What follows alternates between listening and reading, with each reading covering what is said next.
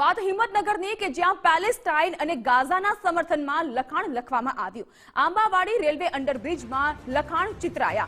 Long live Gaza, long live Palestine લખવામાં આવ્યું. અજાણ્યા અસામાજિક તત્વો દ્વારા કાળા સ્પ્રેથી લખાણ લખાયું છે. ત્યારે લખાણને લઈને પોલીસ પણ ઘટના સ્થળે પહોંચી અને પોલીસ તપાસની ઉગ્ર માંગ પણ લોકો દ્વારા કરવામાં આવી રહી છે.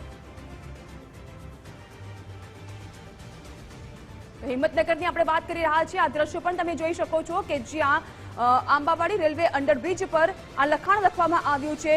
લોંગ લાઈવ ગાઝા અને લોંગ લાઈવ પેલેસ્ટાઇન, એટલે કે ગાઝા અને પેલેસ્ટાઇનના સમર્થનમાં અહીં કેટલાક અસામાજિક તત્વો દ્વારા લખાણ લખવામાં આવ્યું છે. કાળા સ્પ્રેનો ઉપયોગ કરવામાં આવ્યો છે અને તેના દ્વારા લખાણ લખવામાં આવ્યું છે. જોકે હાલ તો એ લખાણને લીપાપોતી કરીને ઢાંકવાનો પ્રયાસ પણ કરવામાં આવ્યો છે, પરંતુ જ્યારે આ લખાણ લખવામાં આવ્યું હતું પેલેસ્ટાઇન અને ગાઝાના સમર્થનમાં, તેને લઈને લોકોમાં રોષ પણ વ્યાપી ગયો હતો અને પોલીસ સમક્ષ ઉગ્ર તપાસની માંગ પણ કરવામાં આવી હતી. વધુ વિગતો આપી રહ્યા છે સંવાદદાતા યશ ઉપાધ્યાય. યશ, જે અસામાજિક તત્વો દ્વારા લખાણ લખવામાં આવ્યું છે, પોલીસ દ્વારા શું કાર્યવાહી?